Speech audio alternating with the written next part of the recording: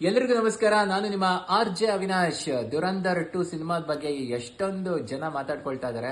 ಆದ್ರೆ ಕೆಲವೊಂದು ಕ್ರಿಟಿಕ್ಸ್ ನಾನು ಅಬ್ಸರ್ವ್ ಮಾಡ್ತಾ ಇದ್ರೆ ಅವ್ರು ಹೇಳ್ತಾ ಇದ್ದಾರೆ ಕೆಲವೊಂದು ತುಂಬಾ ನೆಗೆಟಿವ್ ಆಗಿದೆ ಅಂತ ಸಿನಿಮಾನ ವಿರೋಧ ಮಾಡ್ತಾ ಇದ್ದಾರೆ. ಖಂಡಿತ ಹಂಗೆ ಮಾಡಕ್ ಹೋಗ್ಬೇಡಿ. ಬಿಕಾಸ್ ದುರಂಧರ್ 2 ನಿಜವಾಗಿ ಭಾರತ ದೇಶದ ವಿರುದ್ಧ ನಮ್ಮ ಶತ್ರುಗಳು ಹೇಗೆ ಎಲ್ಲ ಭಾರತ ದೇಶದ ವಿರುದ್ಧ ಅಟ್ಯಾಕ್ ಮಾಡ್ತಾರೆ, ಯಾವ ತರ ಸಂಚನ್ನ ರೂಪಿಸ್ತಾರೆ, ಇಂಟರ್ನ್ಯಾಷನಲ್ ಮಾಫಿಯಾ ಹೇಗೆ ನಡೆಯುತ್ತೆ ಅನ್ನೋದನ್ನ ದುರಂಧರ್ 2 ನಲ್ಲಿ ತುಂಬಾ ಚೆನ್ನಾಗಿ ತೋರಿಸಿದ್ದಾರೆ. ಇನ್ ಕೆಲವ್ರು ಹೇಳ್ತಾರೆ ತುಂಬಾ ಹಿಂಸೆ, ಬರೀ ರಕ್ತ ಇದೆಲ್ಲ ತೋರಿಸ್ತಾರೆ ಅಂತ. ಆದ್ರೆ ಒಂದ್ ಅರ್ಥ ಮಾಡ್ಕೊಳ್ಳಿ, ಭಾರತದ ಸೈನಿಕರಾಗ್ಲಿ, ಭಾರತದ ಇಂಟೆಲಿಜೆನ್ಸ್ ಏಜೆಂಟ್ಗಳು ಪಾಕಿಸ್ತಾನ ಶತ್ರು ರಾಷ್ಟ್ರದ ಕೈಗೆ ಸಿಕ್ಕಾಕೊಂಡ್ರೆ ರಸಗುಲ್ಲಾ ಕೊಟ್ಟು ಕಳಿಸಲ್ಲ, ಅದೇ ರೀತಿ ಚಿತ್ರಹಿಂಸೆ ಕೊಡ್ತಾರೆ. ಕಾರ್ಗಿಲ್ ಯುದ್ಧದ ಸಂದರ್ಭದಲ್ಲಿ ಸೌರವ್ ಕಾಲಿಯಾ ಹೇಗೆ ಚಿತ್ರಹಿಂಸೆ ಕೊಟ್ಟರು, ಅವರ ಬಾಡಿ ಭಾರತಕ್ಕೆ ಬಂದಾಗ ಇಡೀ ಮೈ ಸಿಗರೆಟ್ ಇಂದ ಸುಟ್ಟಿದ್ರು ಅವರು. ಸೊ ಈ ಚಿತ್ರಹಿಂಸೆನ ಆ ಸಿನಿಮಾದಲ್ಲಿ ತೋರಿಸಿದ್ದಾರೆ. ಇನ್ ಕೆಲವರು ಹೇಳ್ತಾರೆ ಇಲ್ಲ ಇದ್ರಲ್ಲಿ ಡ್ರಗ್ಸ್ ತೋರಿಸಿದ್ದಾರೆ, ಇದನ್ನ ವಿರೋಧ ಮಾಡಬೇಕು ಅಂತ. ಅವ್ರು ತುಂಬಾ ಚೆನ್ನಾಗಿ ಡಿಸ್ಕ್ಲೇಮರ್ ಅಲ್ಲಿ ಹೇಳ್ತಾರೆ ಏನಂದ್ರೆ, ದಯವಿಟ್ಟು ನಿಮ್ಮ ವಿವೇಕನ ಬಳಸಿ ಬದುಕಿ. ನೀವು ಇದರಲ್ಲಿ ತೋರಿಸ್ತಾ ಇರೋದು ಕರಾಳ ಪ್ರಪಂಚ, ಅದಕ್ಕೋಸ್ಕರನೇ ಚಿಕ್ಕ ಚಿಕ್ಕ ಮಕ್ಕಳನ್ನ ಕರ್ಕೊಂಡ್ ಬರಬೇಡಿ ಅಂತ ಬಹಳ ಚೆನ್ನಾಗಿ ಹೇಳ್ತಾರೆ. ನೀವು ಚಿಕ್ಕ ಮಕ್ಕಳನ್ನ ಕರ್ಕೊಂಡು ಹೋದ್ರೆ ದುರಂಧರ್ 2 ಒಳಗಡೆ ಬಿಡಲ್ಲ, ಅದ್ರಲ್ಲಿ ಹಿಂಸೆ ಇದೆ ಅಂತ.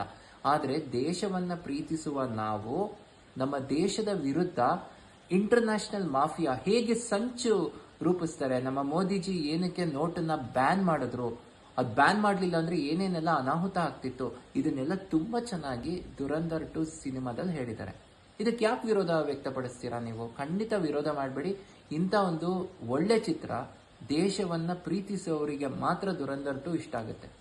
ಖಂಡಿತವಾಗ್ಲೂ ಅದರಲ್ಲಿ ಹೇಳುವಂತ ಡೈಲಾಗು ಪ್ರತಿಯೊಂದು ಕ್ಷಣ ಕೂಡ ತುಂಬಾ ಡೇಂಜರ್. ಪಾಕಿಸ್ತಾನದಲ್ಲಿ ಇರುವಂತ ನಮ್ಮ ಇಂಟೆಲಿಜೆನ್ಸ್ ಏಜೆಂಟ್ ಅವ್ರುಗಳು ಭಾರತವನ್ನ ರಕ್ಷಣೆ ಮಾಡಕ್ಕೆ ಆ ರಿಸ್ಕ್ ನ ತಗೊಂಡಿರ್ತಾರೆ. ಇದನ್ನೆಲ್ಲ ನಾವು ದೇಶವನ್ನ ಪ್ರೀತಿಸೋರು ಅರ್ಥ ಮಾಡ್ಕೋಬೇಕು ತಾನೆ. ಸೊ ಭಾರತ ಮಾತೆಯ ರಕ್ಷಣೆಯನ್ನ ಎಷ್ಟು ಜನ ಮಾಡ್ತಾ ಇದ್ದಾರೆ ಇವತ್ತು.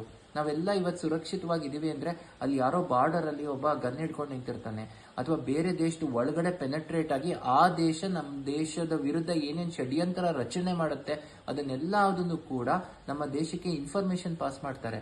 ಅವರೆಲ್ಲ ಅಷ್ಟು ಕಷ್ಟಪಡೋತ್ತಿಗೆ ನಾನು ಮತ್ತೆ ನೀವು ಸುಖವಾಗಿರೋದು.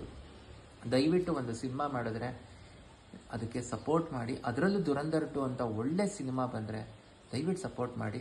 ಅದು ಫಿಕ್ಷನ್ ಜೊತೆಗೆ ರಿಯಾಲಿಟಿನ ತೋರಿಸಿದ್ದಾರೆ.